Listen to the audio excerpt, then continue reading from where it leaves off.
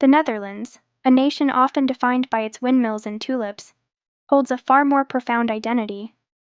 It is a land sculpted by a ceaseless struggle against an ever-present, powerful adversary, the sea. This isn't merely a nation that lives near water.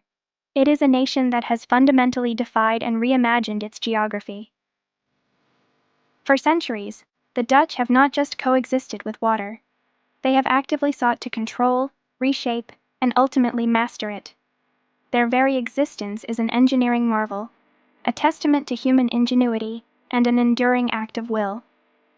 We delve into the intricate systems that allow millions to survive and thrive on land that by all natural rights should be submerged beneath the waves. The most visible manifestation of this struggle is the Netherlands' colossal defensive infrastructure. An extensive network of dikes, dams, and storm surge barriers stands as the primary bulwark against the raw power of the North Sea. These aren't just flood protection measures. They are monuments to an unrelenting commitment. These structures represent a monumental investment, not just in concrete and steel, but in the national psyche. They are the nation's front line, constantly monitored and maintained, silently guarding against an existential threat. This vast engineering effort forms the initial, critical layer of control, a physical declaration of independence from the whims of nature. The stark reality is that much of the Netherlands lies below sea level. This geographical anomaly, this very vulnerability, has been transformed into a defining characteristic. Much of the habitable and fertile land exists only through the audacious creation of polders. Polders are tracts of low-lying land reclaimed from the sea or lakes, meticulously drained and protected. These reclaimed areas are not merely residential spaces. They are vital agricultural lands, forming the backbone of a thriving economy. This act of land creation, however, is never truly complete. It is a continuous demanding process, eternally requiring vigilance and maintenance. The land beneath our feet here was once water, an abstract concept made tangible by relentless human effort.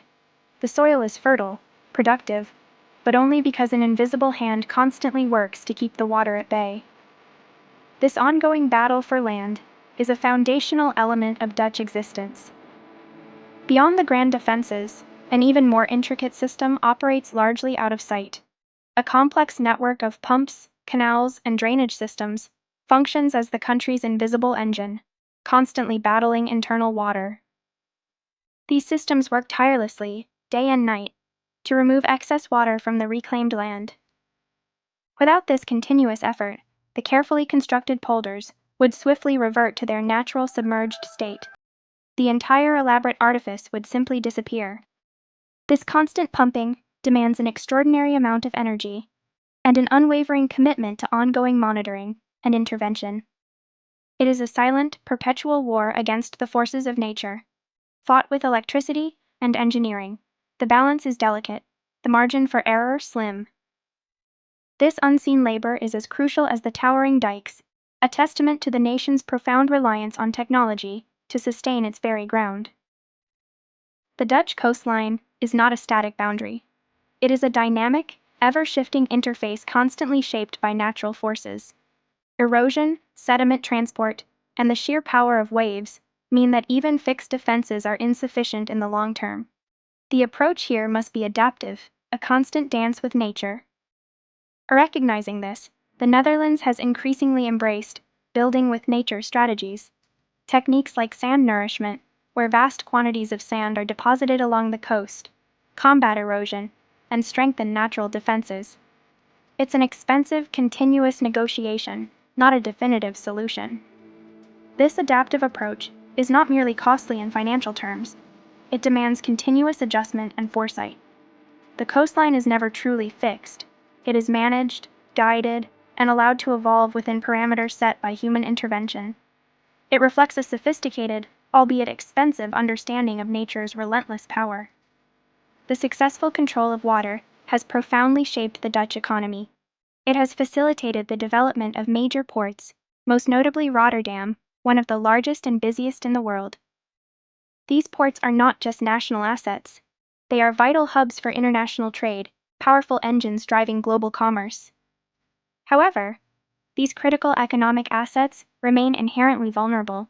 Despite the most advanced defenses, they exist at the mercy of powerful natural forces. A single catastrophic event could cripple not just the Netherlands, but disrupt global supply chains. The constant battle against siltation and the need for deep shipping channels necessitate continuous dredging and maintenance. These activities represent significant ongoing costs, a perpetual tax on the very success they enable. Prosperity, in this context, is always accompanied by a substantial bill for upkeep and mitigation. The control of the sea underpins a remarkably high standard of living for the Dutch population. It ensures the safety of their homes, the productivity of their agricultural lands, and the stability of their infrastructure. This hard-won security is deeply ingrained in the national identity. This sense of security, however, is a fragile construct built upon immense effort. It comes with substantial financial and environmental costs, many of which remain hidden beneath the surface of daily life. The environmental impact of massive infrastructure projects and the energy consumption of perpetual pumping are rarely fully appreciated. The comfort of living on dry land, protected from the ravages of the sea, is bought at a steep price. It's a constant drain on resources, a perpetual mortgage on the future, securing a present that was never truly intended by nature. This safety is a manufactured commodity, not a birthright. Unsurprisingly, the Netherlands has emerged as a global leader in water management research and innovation. The existential imperative has fostered a culture of continuous improvement, pushing the boundaries of engineering and environmental science. Their knowledge is exported worldwide, a testament to their unique expertise. Continuous efforts are made to improve existing systems, to make them more efficient, more resilient, and more sustainable. This ongoing research is crucial, particularly in the face of evolving threats. Yet, it also highlights the inherent uncertainties, the unknown variables that constantly loom. The future of water management here is a perpetual grand experiment. Every innovation is a gamble, every adaptation a response to a new challenge. There is no ultimate victory, only a series of temporary truces in an unending battle. The most profound and complex challenge now confronting the Netherlands is climate change. Rising sea levels and the increasing frequency and intensity of extreme weather events pose an unprecedented threat, far exceeding historical patterns. This evolving reality places immense, unforeseen pressure on existing water infrastructure. The meticulously designed defenses, built to withstand past challenges, must now contend with a future that is rapidly becoming more volatile. Storm surges are higher, rainfall more intense, and the average water level inexorably rises. The margins of safety are diminishing. The long-term implications are profound, demanding not just adaptation, but a fundamental reassessment of strategies. Constant vigilance is no longer enough. It requires radical foresight and potentially transformative, even uncomfortable decisions.